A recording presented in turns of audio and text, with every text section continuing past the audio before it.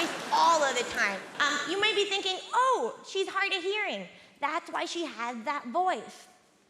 No. I want you to know, no, I don't. It has nothing to do with the hard of hearingness. It's just an extra.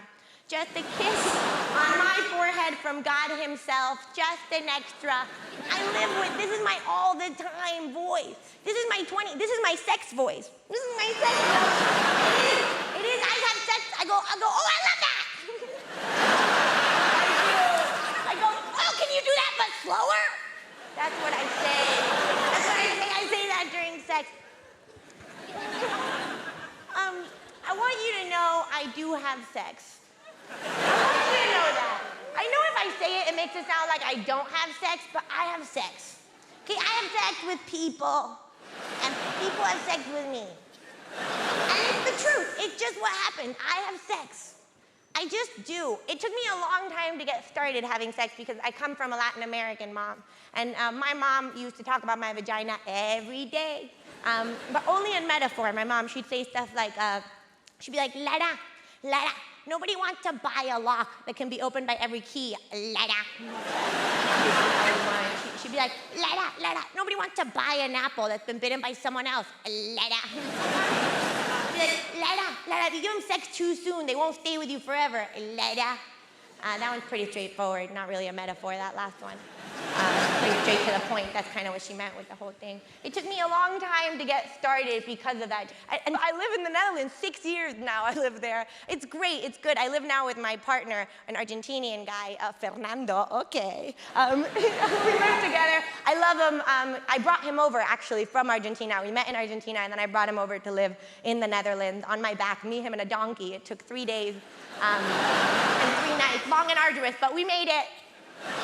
We made it, now we live together there. It's good. I love him. He has no sense of smell.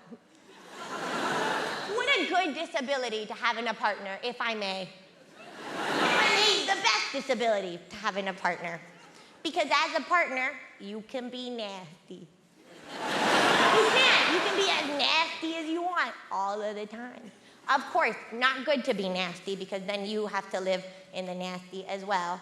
And that part you forget about. You forget. Sometimes I'm like, ooh, I can fart while I eat.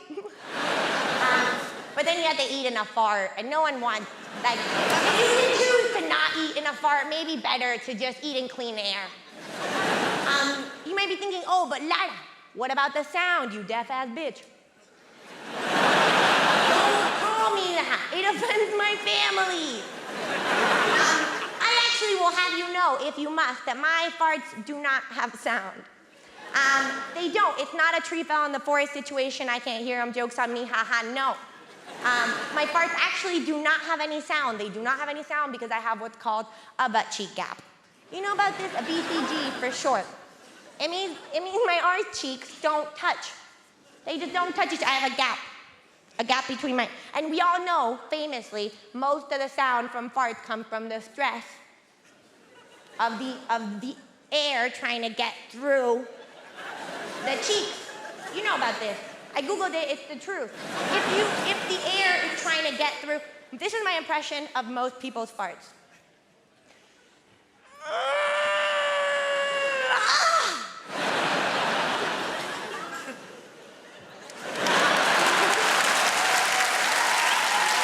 And this is my impression of my farts. Straight out because I have a butt cheek gap, which means I can fart while I eat if I want to. I don't, but I want you to know that I can. Sometimes people come up to me after shows and say, I don't like female comedians. They talk about sex too much. I say the reason why women comedians such as myself talk about sex all the time is because, well, sex is one of the few things men allow us to participate in. I am an identical twin. I know. I get asked, how do people tell you apart? And the answer is it's pretty easy, because I live in London and she's dead.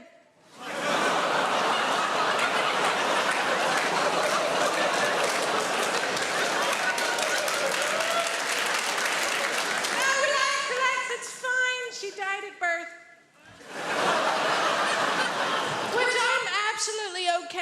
because that means I'll always be the pretty one. You'll be relieved to know that being American is not my only disability. I also have a very mild form of cerebral palsy. It's not a big deal. In Japanese, it's called no seisho ni mahi. Sounds very exotic. In French, it's called infirmité motrice cérébrale. It sounds much more expensive. I was gonna learn how to say it in Russian, but Putin's not my president anymore, so. All it really means is I can't use the muscles on the right side of my body very well, even my face to a certain extent. God help the man hoping for a return on a left cheek kiss, because I will bite your face off.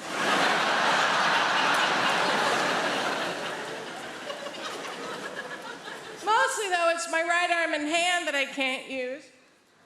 I can place most things in my hand and hold them.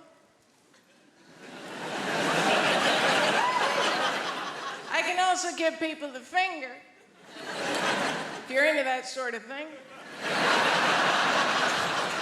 Just takes 20 minutes. And when I walk with a limp because I like big dicks and I can't knock out. I do. My mom, she feels responsible for my disability because she is. I don't want you to get the wrong idea. I love my mother very, very much. If it wasn't for her, I wouldn't be a comedian. But I would be able to use both hands. I moved to London 5 years ago, but I've been coming to the UK every summer for years and years before that, because I fucking love you guys. I do. I genuinely cannot get enough of you and your no-can-do spirit.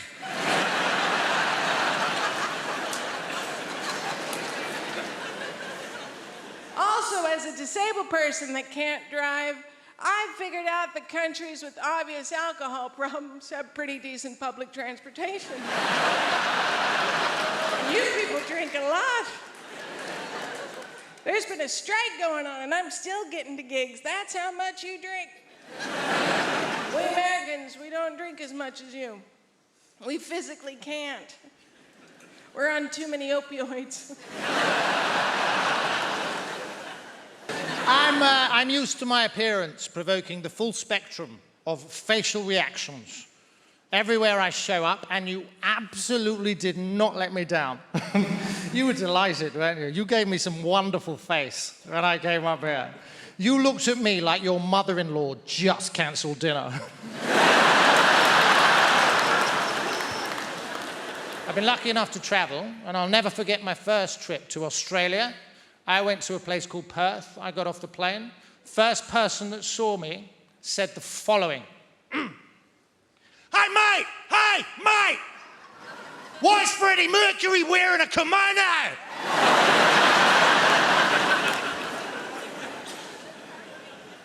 Huh. Hey, mate, why is Freddie Mercury wearing a kimono? Now, this man opened the interaction with the words, hey, mate. Our eyes met, right? I was the mate. Case closed. Then he said, why is Freddie Mercury wearing a kimono? I looked around, there was nobody else there. I was persons 1 and 2 in the rhetorical question. I've never met this man, and already, grammatically, I'm on the back foot. I wasn't going to put up with that. You would have been proud of me. You can't show any weakness. I summoned up every ounce of testosterone in my body, and I fired it ocularly at this chap. And I said, I think you'll find that this is a smoking jacket. Yeah, I showed the bugger. There's a lot that's not made sense, though, and one of the things that I still struggle with to this day is how uptight us Brits are. I didn't realise in the UK, how are you is a rhetorical question. how are you, is a rhetorical question. If somebody from the UK asks you how you are and you tell them, they would be mortified. Now, there are geographical anomalies, I'm delighted to say. If you ask somebody from Liverpool how they are, they will tell you. 10 times out of 10, and I love them for that. Now, from personal experience, they oscillate wildly between two very distinctively different states. The first one is thus. How am I? I'm sound, mate. I'm buzzing. I'm having a belter. Do you know what? Work's sound. Aaron Dawes is sound. Even our Anthony's being sound. Look at the weather, lad. Cracking the flags. I love you, kid.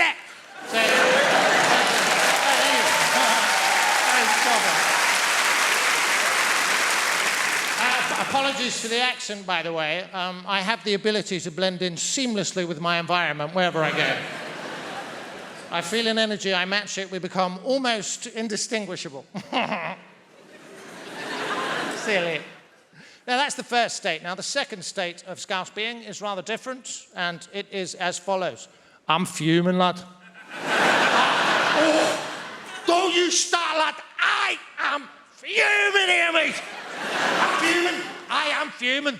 I'm up the wall with work. I've seen me arse with my dad. Eventim to being shite again. You're doing my fucking head in. I am fumigating here, kid.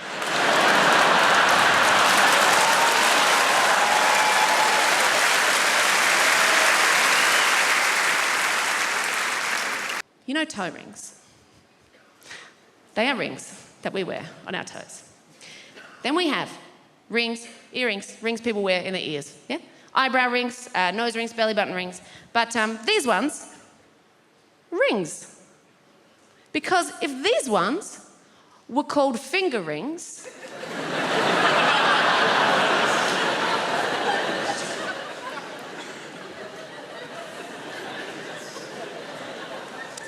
make weddings pretty awkward. With this fingering,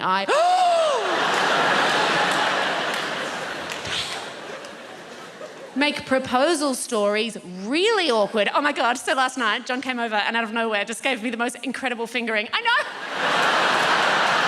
I'm so happy. I mean, he asked my dad's permission first, obviously. And my dad was like, you go for it, son, you give her that fingering. And he came over, he got down on one knee, and he said, darling, I want to give you this fingering. It's the same fingering that my grandfather gave to my grandmother.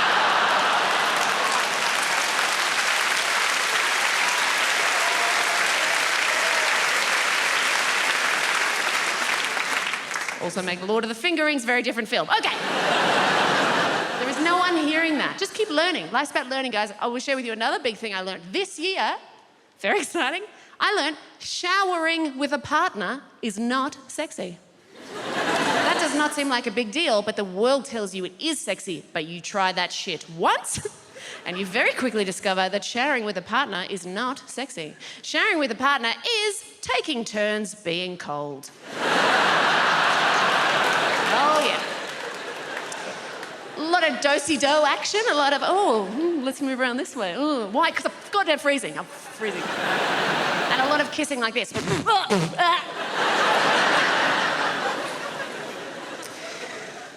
But mainly, as I get older, I just keep finding out shit that I'm wrong about. Like, you grow up and you go, I know these things, I'm sure, and then wrong.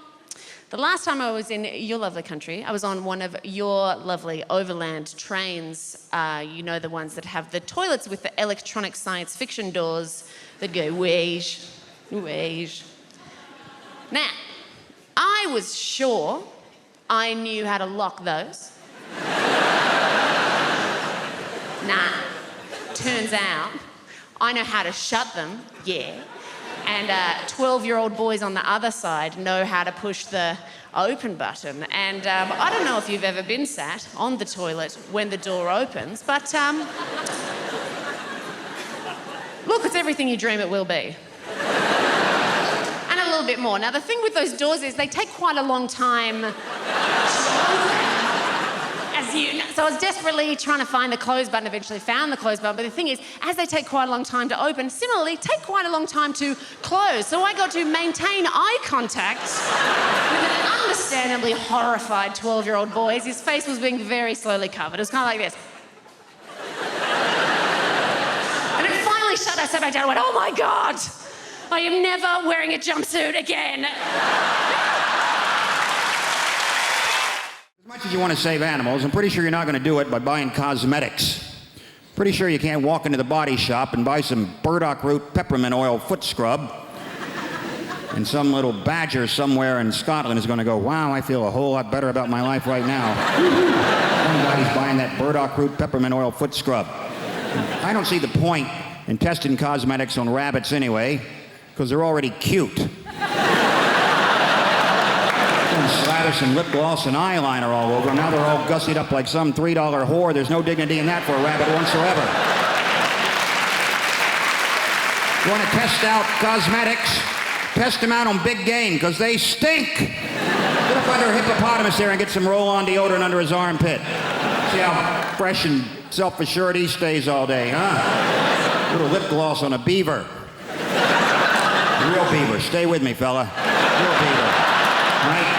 Damn doting, log-eating beaver. If he's charged through 60 logs and he's still wearing that lip gloss, that's some damn good lip gloss right there, ladies and gentlemen.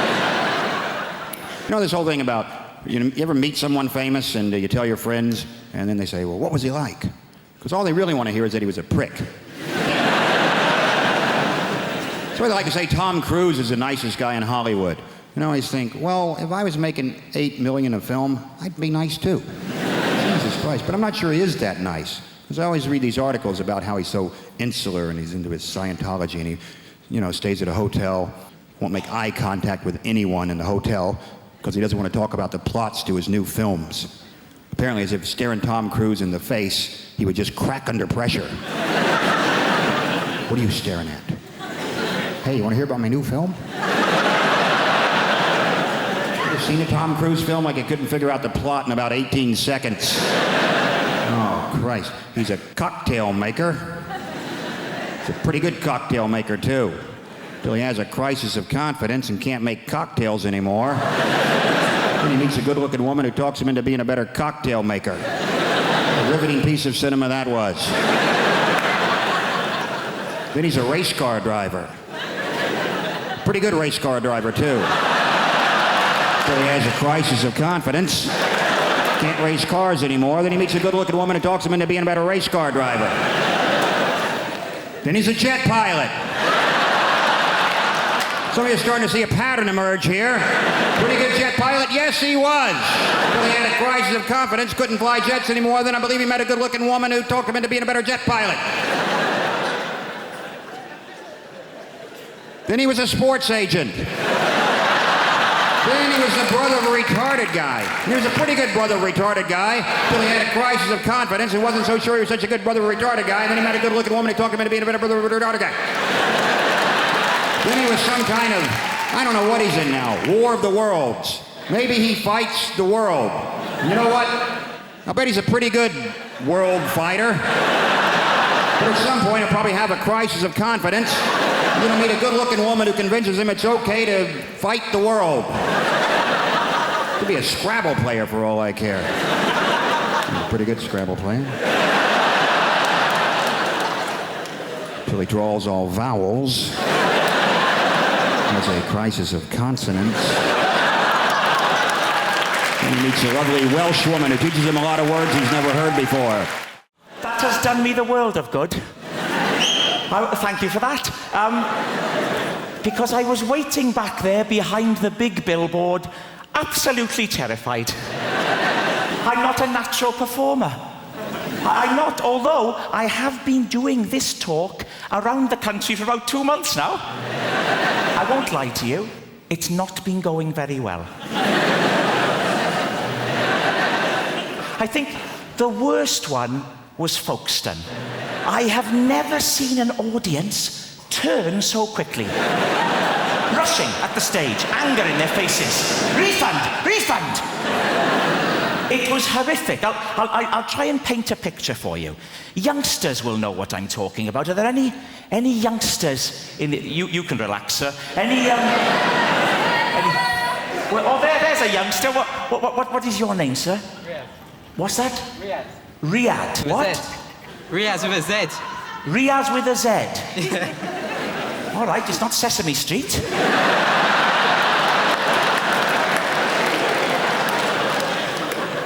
Riaz, how old are you? 18. 18?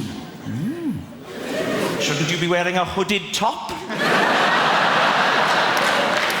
Get out of my shopping centre! Riaz. Don't laugh at Riaz, please. You'll know what I mean, Riaz, when I talk about stage diving. Are you familiar? You won't know what I'm talking about, sir, but this is when a rock star, like a Kurt Cobain or a Duncan from Blue, they run and they leap. And you're right to be afraid. You're right to be afraid. They leap onto the audience, Riaz. It's terrifying. The audience grab hold of them and manhandle them. Turning them around like that, all over the place. Terrifying. Now, what happened at Folkestone was almost a complete reversal of that. with people just rushing at the stage. It was appalling. But I don't think we're going to have a repeat of that tonight. I don't. Because I'm already getting a lot of warmth from you. I am. To quote the great Darius Danesh, there's a lot of love in the room. There is. And a wide range. We've got Riaz with a Z. No one can take that away from you, Riaz. I wouldn't try to. You'd whip out your hooded top and you'd happy slap me into submission.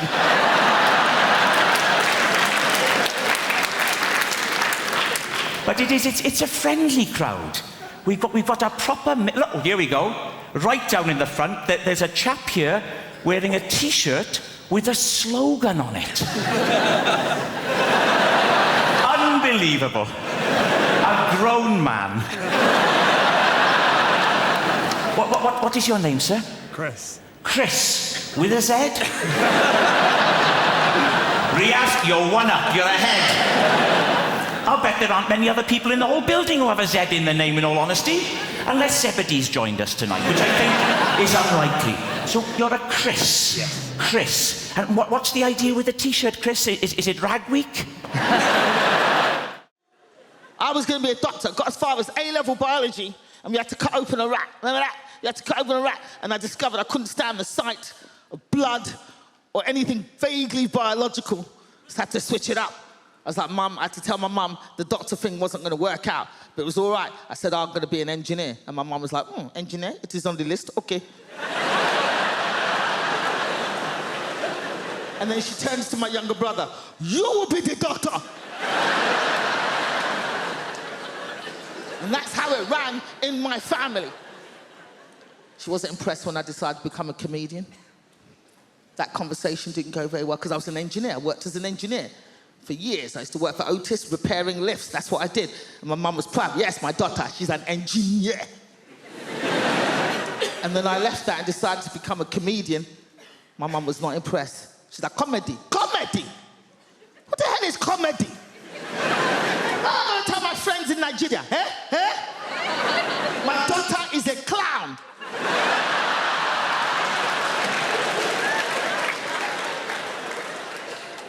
But luckily for me, within 6 months of starting comedy, I got on this talent show called The Big, Big Talent Show, hosted by Jonathan Ross. Got on this show.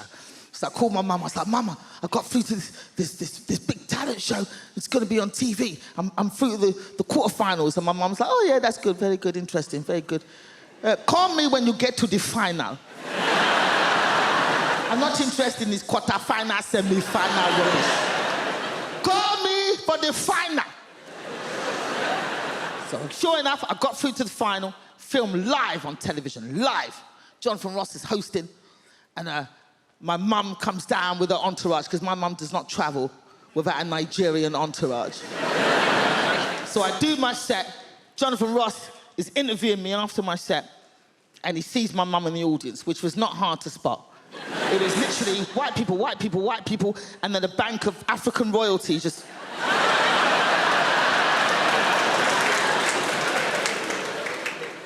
So Jonathan points to my mum and he goes, is that your mum? that Gina's mum is in the audience. And I swear to God, my mum stood up like this.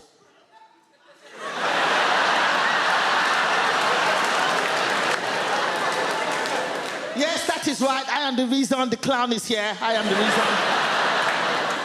I always knew she was going to be a clown. When she was 3, I bought her the big shoes. So my mum only comes out for the big shows. She only comes out for the big shows. And in fact, my mum is here tonight. Where's my mum? Where's my mum? Where's my mum over there? She's here. Where's your mum? Oh, look at her, standing up. Look at her, there she is. All right, you can sit down now, mum. You can sit down now, mum. This is my show, mum. It's my show. It's my show. I read this thing, right, online, so it must be true, where everyone who's under the age of 30 is going to live till 160. Like, you look tired now. 160. I don't want to be sat in a flat, leaking, liver spotted. Your ears and nose, they never stop growing. I'm going to be sat there looking like I work at bloody Gringotts Bank, just like, And I think if I get to 160, I'm ending it. I don't know how you do it. What are you going to do? Sort of suffocate yourself with a bag for life? I reckon the best way, and maybe like a toaster in a bath situation, but it'd be one of those like sit-down baths with a chair and a door, and then you have to wait for it all to fill up. You put in a bit of matey for a last bit of luxury, and then you go, oh shit, I forgot the toaster, and then you have to wait for it all to drain. You open the door, you go out onto the landing, down a stair lift, into the kitchen, you go, what the bloody hell have I come in here for? It's never going to happen.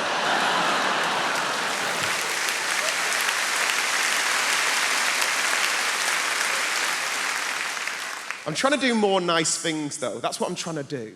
Because I've never really done anything with my life. I did a thing recently. I went to go and give blood for the first time. Has anyone ever done that? It's just one woman like, yeah, I did it today. It's amazing, but I thought you did it in like a hospital or like a sanitised medical centre. You don't. You do it in like a rugby club or like a methadone church, right?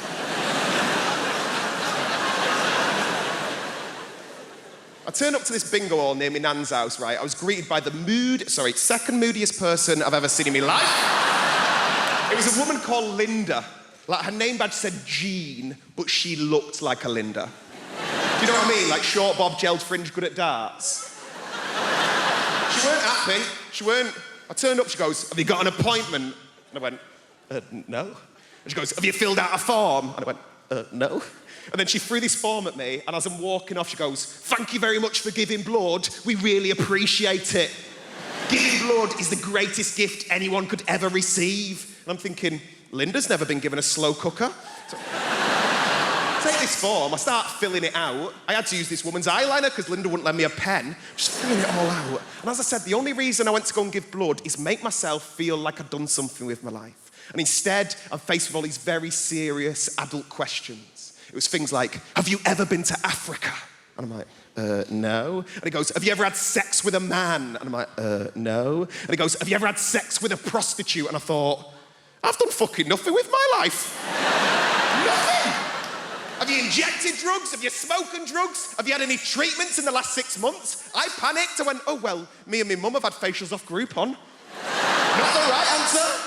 Weirdest question, are you HIV positive? I was like, what? Like, no. Like, if anything, I'm against it. And then they took me off into this room, and there's all these sort of like Sharons and Johns lay on beds with sort of needles in their arms. Like, it looked like a spa day for smackheads. Put a belt round my arm, not even a nice belt. They spanked it a bit, they told me to relax, and then they whipped out the biggest flipping needle I've ever seen in my life, and I just fainted. Completely fainted. I can hear all these muffled voices, and then I can hear Linda's bellowing voice just going, I knew he'd be a fainter. I'm like... By the time I'd come around, all these people are trying to help me out, and Linda just parted them. And her way of trying to make me feel better, her way of trying to make me feel like a proper grown-up was going, would you like a glass of orange juice and a biscuit? I was like, no, Linda, I want to have sex with an African gay man for money. That's what I want to bloody do.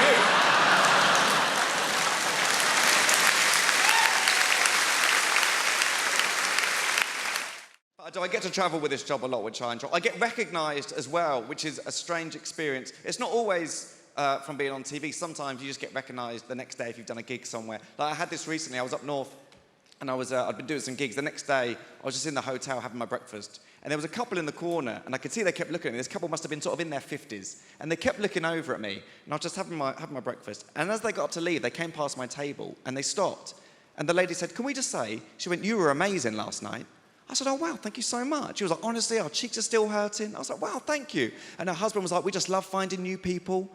I was like, "Wow, thank you so much." And they walked away, and a few people turned to look at me, and I thought, oh, they're probably quite disappointed. They don't recognise me. They don't know who I am. And then I thought, no, that's not it at all, is it? It's because at no point during that interaction did anybody mention that I was a comedian. So all that happened was this couple approached me over a hotel breakfast and said, "You were amazing last night. Our cheeks are still hurting. We love finding new people." But of course, the issue is that the people there, of course, you can't tell from looking at me like I'm a comedian, because you can't just judge someone just by looking at them, can you? I mean, you can, but you shouldn't. But you can sometimes, can't you? You know, like, for example, if you see a man over 55 with a ponytail. You can make assumptions, can't you? Like, he's either a magician or he knows karate. You know one thing for sure, he's definitely divorced. Like, you shouldn't, but you can is my point. But of course, ultimately you can't, and you can't judge someone just by looking at them. Like, you wouldn't know, for example, you wouldn't know from looking at me that I've got epilepsy, would you? Because I haven't. No, I do, don't worry, it's fine, it's good news, I got it. In fact, fun fact for you, I had my first ever seizure during National Epileptic Week. Which was fitting.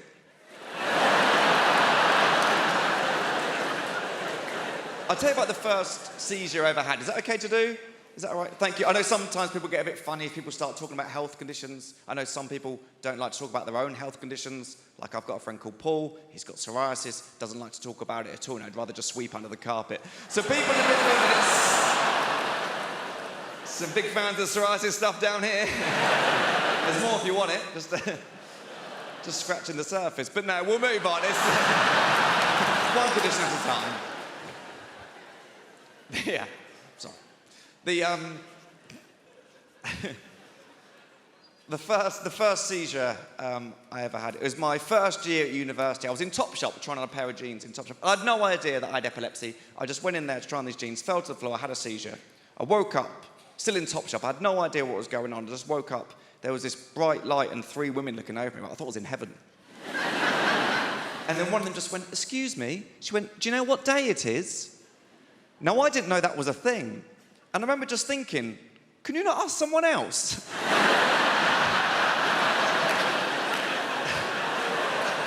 So to me, this woman had just walked into Topshop and just gone, "What day is it?" Oh, that's that guy there on the floor. The one who's bleeding from the mouth and appears to have wet himself in a pair of jeans that he'll be forced to pay for, which is unacceptable. I was glad when they went under. Whenever I talk about my Prosecco paunch, there's always a very specific laugh in the audience. I've learned to recognise it. It's just over there tonight. It's this. And I know what it is now. That is the laugh of a thin yoga woman. And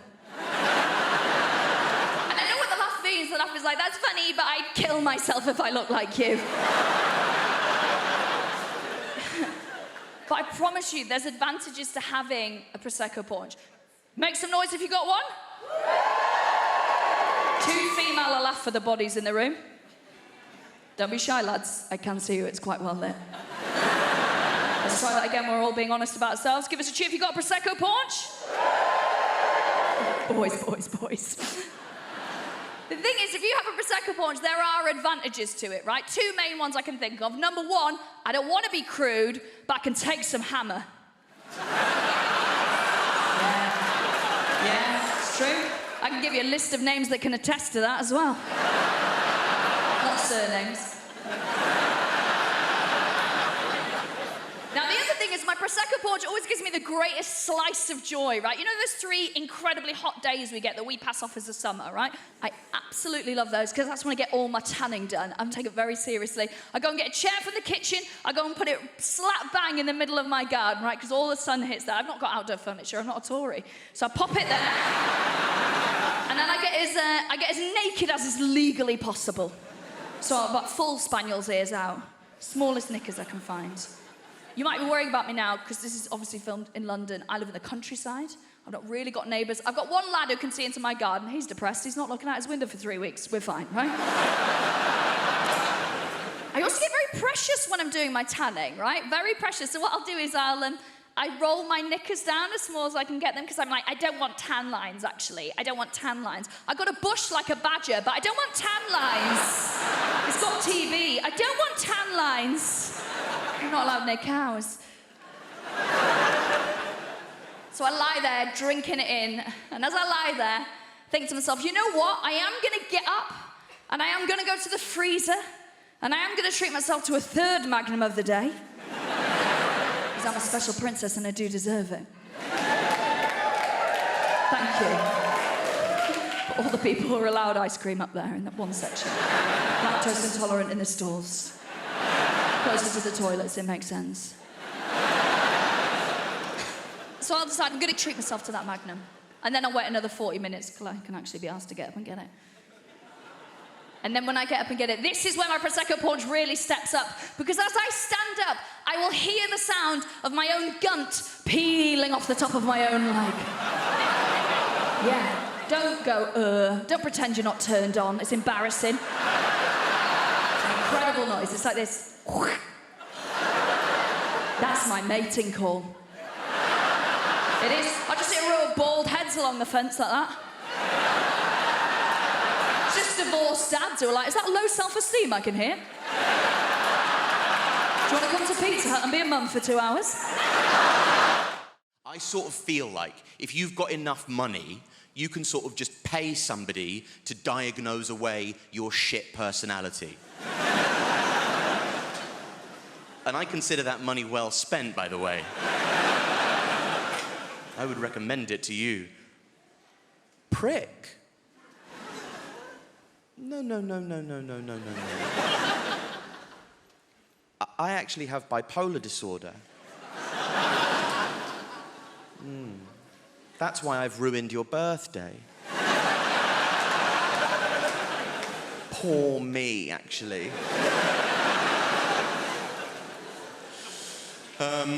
Now I always thought there was a system.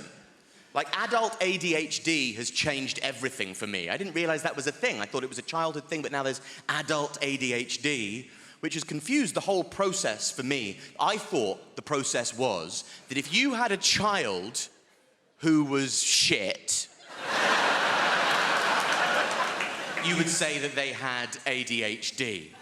And if that child who is shit grows up to be a shit adult, you would say that they had bipolar disorder.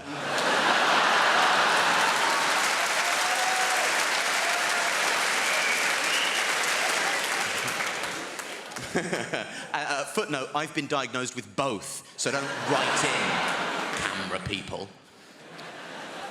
Anyway, a lot of people might suffer with mental illness, and that's, you know, it's a pervasive phenomenon. A lot of you might have depression. That's your sort of garden variety mental illness. That's your standard fare. And if you do have depression, my advice to you and the community at large would just be to keep it in there.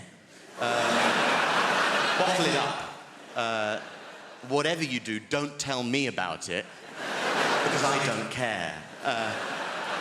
I don't care if you're depressed. I'm bored of it. I just don't want to hear about it. And I just can't be. And also, it's just not a good thing. If you have depression, don't tell me, because as somebody who suffers with depression, you should know how pervasive depression is, that many people suffer with depression. So if you tell me that you have depression, that might make me depressed. And that doesn't really feel like a problem halved, does it?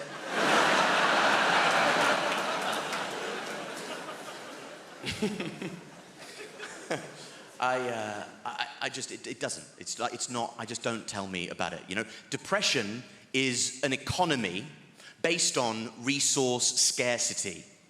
And what we've done now is we've flooded the market with depression, and it's lost all of its value, and I don't care if you're depressed. Depression is currently in its Weimar Republic era of hyperinflation. And we're all wandering around with wheelbarrows full of depression going, would you look at all of this depression? And I'm there going, that's actually not as much depression as it looks like. That won't even get you a loaf of sympathy down the shops these days.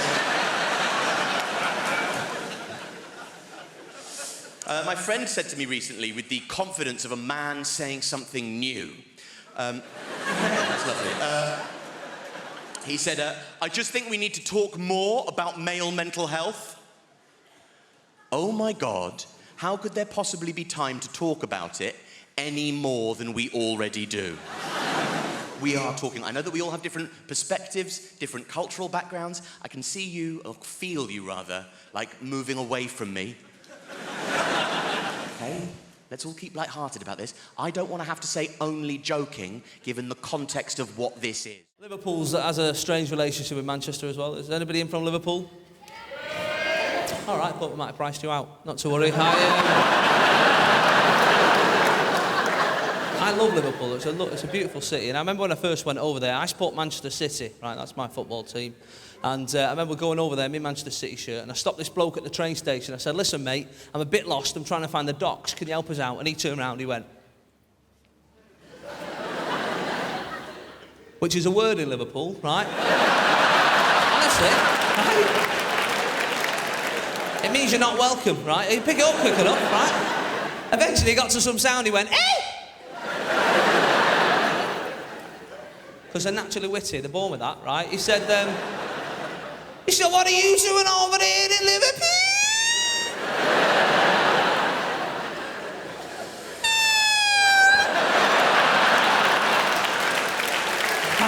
I love him. I do. Now, at that stage, you're tempted to say calm down, but that makes things worse, right? You don't like that. I was very brave, though. I looked in the eye, I said, listen, I asked you for directions, officer. You are bang out of order, mate. You can deal with it. But football, you know, has that problem, doesn't it? There's a lot of cities hate each other just because of the football. You know, I support City, and obviously Manchester United is our nearest club. And we've got any United fans in? Of course we have. We're in Hammersmith. There's always a United fan. Every gig I do, there's a United fan. They're like rats. You're only ever 3 metres away from one of the bastards. Everywhere you go. Everywhere you go is a red. I love football, but I'm getting to this stage where I'm starting to dislike footballers. I don't know if anyone else has this problem, right? But these like multi-millionaires running around the pitch, you know, every 5 minutes. I've hurt myself. There was a bloke a few weeks back, he missed 3 Premiership games with a dead leg, right? Now, that's not an injury, is it, a dead leg, right? When I was a kid, I had 3 dead legs in one day once, right? And that was for free. I still have to do PE and walk home. That's not an injury, mate. My granddad's favourite footballer was a German goalkeeper called Bert Trautmann, right? Now, in the 1956 FA Cup final, does anyone know what happened to old Bert? He broke his neck. Look at you, like the quiz team. Bang, straight in, no messing about. Good work. He broke his neck and carried on playing, right? That's how hard they were in the 50s. The metatarsal, not even invented in 1956. He just got up, carried on diving about with a wobbly head, right? Not bothered. Not bothered. Not these days. It's the fans keep shouting nasty things at us.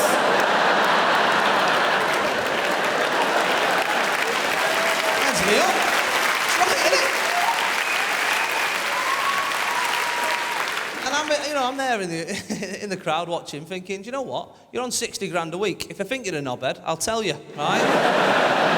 And that's the way it should work, because if I was on that sort of money, I'd take it as well. Do you know what I mean? I'd stay an extra half hour at the end of the game just to take it.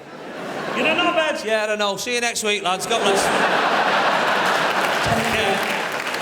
Your mum's a knobhead, yeah, but you should see her house. See you later. Who's the winner?